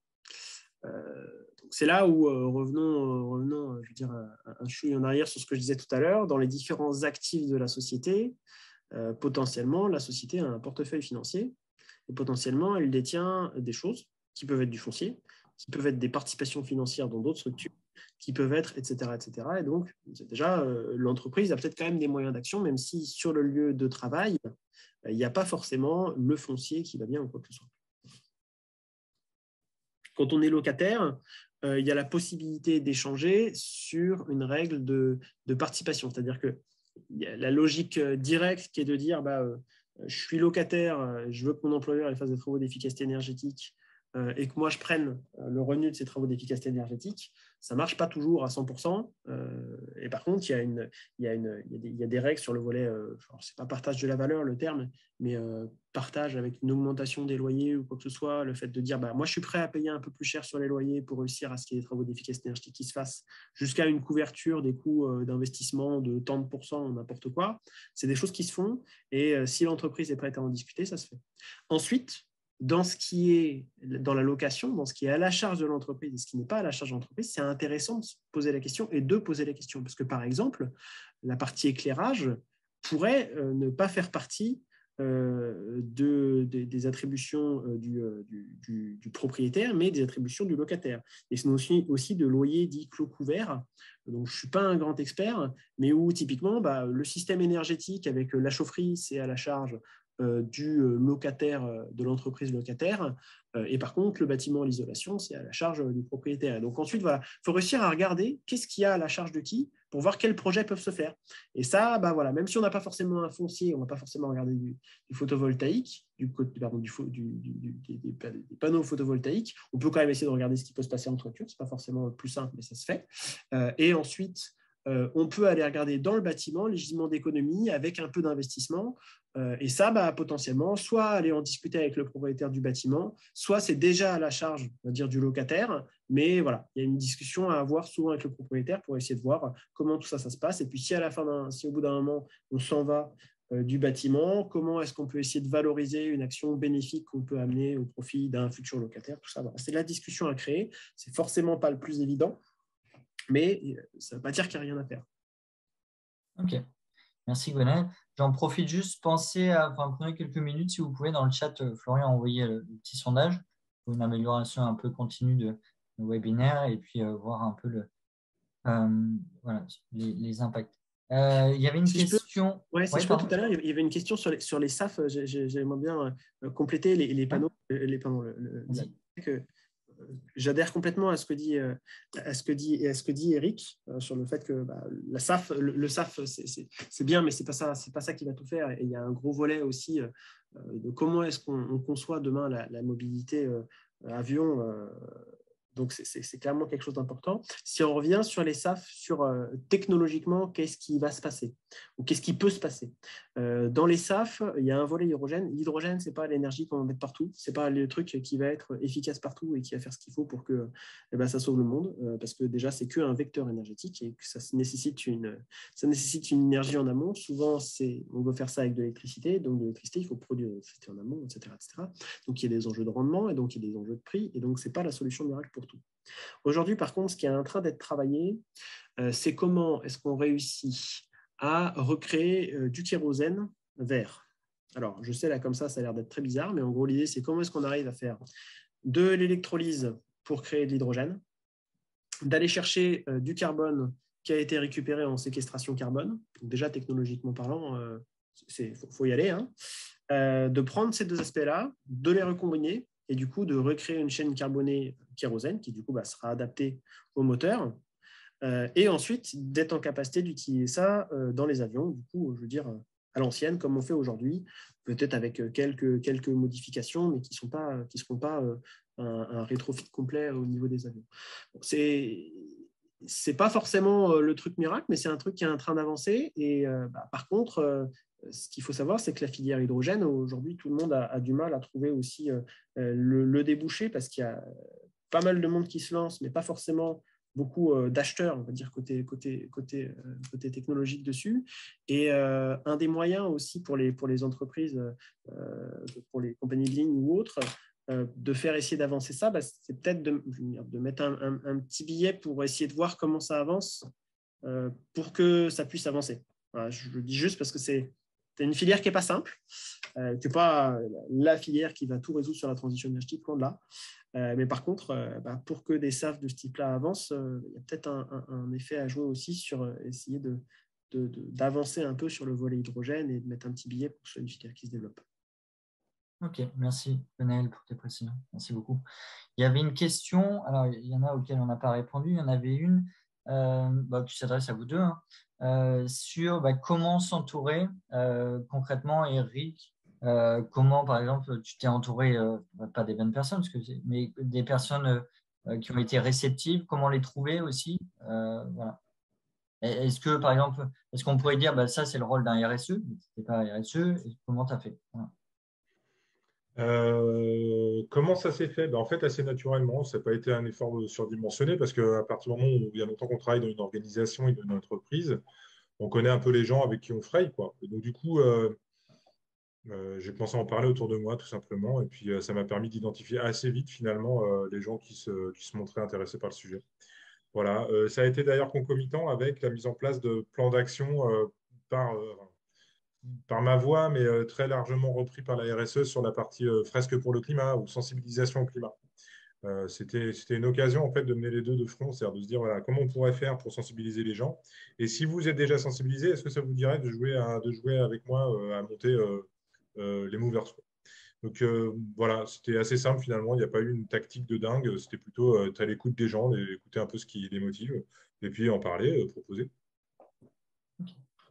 Gwenaël, est-ce que tu veux ajouter quelque chose ou c'est bon? Non, mais c'est...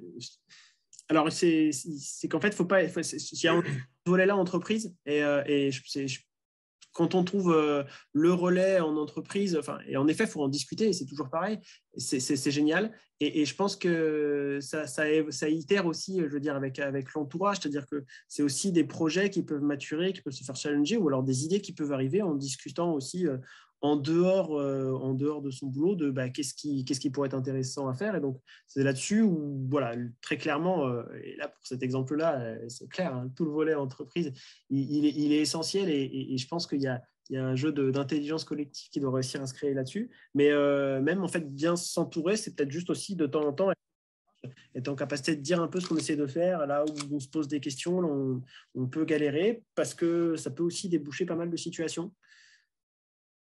Ok, super. Merci beaucoup. On est sur l'heure déjà de la conclusion. Si tu veux, Hugo, je te laisse conclure au niveau de Polytech et puis je prendrai la suite. En tout cas, merci beaucoup, Eric et Gwenaël, pour vos partages très inspirants. Je vous en prie, j'espère que ça a pu aider. et que ça puisse être inspirant. Vous me retrouvez sur LinkedIn pour ceux qui ont envie de continuer à partager, que c'est facile de me retrouver. Merci beaucoup de votre invitation. Eh bien, je reprends la casquette de Polytech Alumni. Du coup, je voulais remercier les témoins et Alumni for the Planet. Je pense que au prisme des témoignages ce soir, il est urgent, nous, en tant qu'ingénieurs diplômés et acteurs de nos entreprises, de sortir un peu du conceptuel et de passer au concret. On a eu pas mal d'exemples ce soir de comment passer au concret, d'avoir les leviers pour faire la transition dans son entreprise. Je pense que le témoignage d'Eric montre bien quels sont les leviers d'action et les démarches qu'on peut mettre en place. Et avec le complément de Gwenaël sur la partie financement, qui était tout à fait aussi intéressante. Je tenais aussi à remercier Jérôme Guérin, qui est diplômé de Polytech Grenoble en 2001, qui est responsable du pôle développement durable et responsabilité sociétale, qui a organisé le webinaire de ce soir en réunissant les acteurs, donc Alumni for the Planet, les témoins et Polytech Alumni. À Polytech Alumni, on a pour objectif de pérenniser ces moments de rencontre et d'échange en distanciel et en présentiel. Et pour ça, ça demande toujours un peu de personnes motivées. Donc, s'il y a des personnes qui sont motivées pour rejoindre l'équipe de Jérôme pour pérenniser ces moments, n'hésitez pas à nous contacter.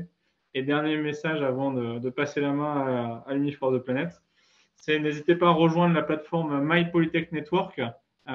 Cette plateforme donc, vous permet d'avoir les actualités. On repassera le replay dessus et vous aurez aussi tous les événements à venir vis-à-vis du DDRS et des autres activités de Polytech Alumni et de vos associations sur la plateforme. Voilà, merci à vous. Merci Hugo. Et alors, différentes choses dans le chat. Comme je disais, désolé à ceux pour lesquels on n'a pas pu évoquer les questions, auxquelles on n'a pas pu répondre. N'hésitez pas, le webinaire sera publié sur YouTube, donc vous pouvez les poser en commentaire et puis on tâchera, les intervenants et nous, d'y répondre. Voilà. Et puis aussi, pensez à prendre quelques minutes pour répondre au sondage. On vous embête avec ça, mais c'est pour dans une logique d'amélioration continue. Et puis, dernière des choses, et je conclurai sur ça. N'hésitez pas, mine de rien, c'est à vous engager. Alors, ce n'est pas un engagement en tant que tel, hein, on ne vous demande rien, mais concrètement, la plateforme des alumni engagés, d'Alumni for the Planet, elle permet à ce que vous voyez dans votre ville qui sont les personnes inscrites, dans votre entreprise également. Et puis aussi, vous avez différentes ressources et potentiellement, vous pouvez aussi être soit expert, soit témoin un jour de nos webinaires avec grand plaisir. L'idée, c'est d'être inspirant et de témoigner au nom de vos écoles. Voilà. Un grand merci à vous et puis à très bientôt.